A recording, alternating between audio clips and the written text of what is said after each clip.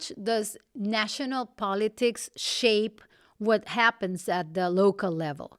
Are you seeing that same level of polarization that is going on in national politics? The position, for example, is not political in terms of that we're not bound by any political party, first of all. So our capacity is to represent the community. There is a nonpartisan position, the one I hold, and also the mayor, the commissioners, and all councilmen and councilwomen are nonpartisan. Now, every single elected official, is either a Democrat, a Republican, or independent. That's a different story how you are registered and what type of affiliation you have, ideologically speaking.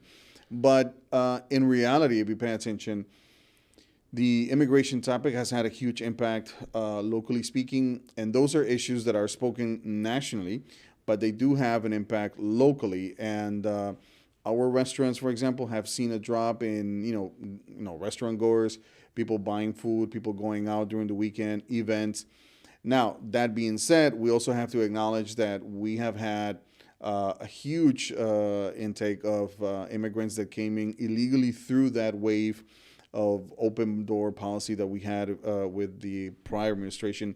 And unfortunately, that has led today for the federal government to make adjustments that definitely have affected many people in our community. So when I approach these topics, which are national interest, but also local interest, I try to do it from a pedagogical standpoint. I always try to explain to people that it depends greatly how you came to the country. If you came to the country legally or illegally, what options do you have? What alternatives do you have? But also trying to emphasize the fact that the law, which is a federal law, is being applied. That nothing is being done, with surprises. And the law is being applied, and some people benefit from the application of the law, and some people unfortunately do not because they just don't have the legal standing to be in the United States. And that is something that is very difficult for our community to grasp and to understand that, hey, I want to stay, and I understand, yeah, I know you want to stay.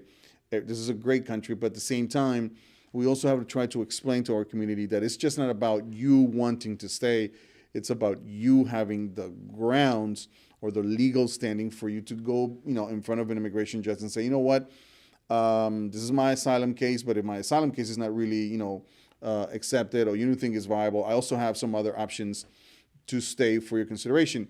And then you get into that whole discussion, but everybody is focused nationally thinking, oh, well, the president this or the Congress this. But in reality, what really affects us locally is how those national topics affect our community. And I have seen it with many local restaurants that pay taxes here, that belong to District 11, that have been here for years.